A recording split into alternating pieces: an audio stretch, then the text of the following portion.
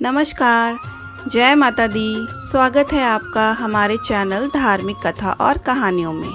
आज हम जानेंगे कि शेर कैसे बना माँ की सवारी। तो शुरू करते हैं ये पौराणिक कथा, शेर कैसे बना माँ की सवारी। शेर के माँ दुर्गा की सवारी बनने की कहानी तब शुरू होती है जब देवी पार्वती घोर तपस्या करके भगवान शिव को पति के रूप में पाने की कोशिश कर रही थी। सालों तक तप करने के बाद माता पार्वती को भोले भंडारी अपनी पत्नी के रूप में अपना लेते हैं। इसी बीच तपस्या की वजह से माँ पार्वती का रंग काला पड़ गया था।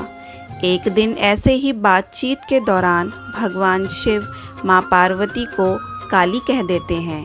यह बात देवी पार्वती पसंद नहीं आती। वह नाराज होकर दोबारा तप करने के लिए चली जाती हैं। एक दिन बाद घूमते घूमते एक शेर घोर तप कर रही माँ पार्वती के पास पहुँचता है। उन्हें खाने की इच्छा से वहाँ घूमता रहा और माँ को तप में लीन देखकर शेर भी वहीं इंतज़ार करता रहा। देवी का इंतज़ार करते करते सालों बीत गए। शेर माँ पार्वती के तेज की वजह से उनके पास नहीं पहुँच पाता था। कोशिश करता था और असफलता का हाथ लगने पर दोबारा लौटकर कोने में बैठ जाता। होते होते कई साल बीत गए। माँ के तप से खुश होकर भगवान शिव प्रकट हुए और माँ से मनचाहा वर मांगने को कहा। देवी पार्वती अपना गोरा रंग वापस चाहती थी। भगवान ने आशीर्वाद दिया और कहा वहाँ से चले गए।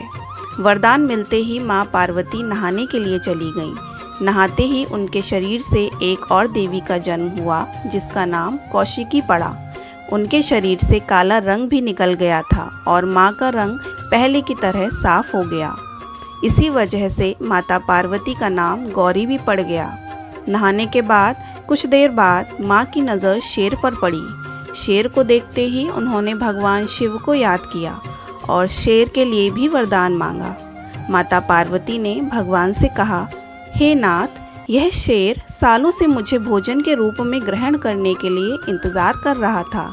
मेरे पूरे तप के दौरान ये यहीं रहा। जितना तप मैंने किया उतनी ही तपस्या इसकी भी है। इसी वजह से अब वरदान के रूप में इस शेर को मेरी सवारी बना दीजिए। भगवान ने प्रसन्न होकर माता की बात मान ली और शेर को उनकी सवारी बना दिया।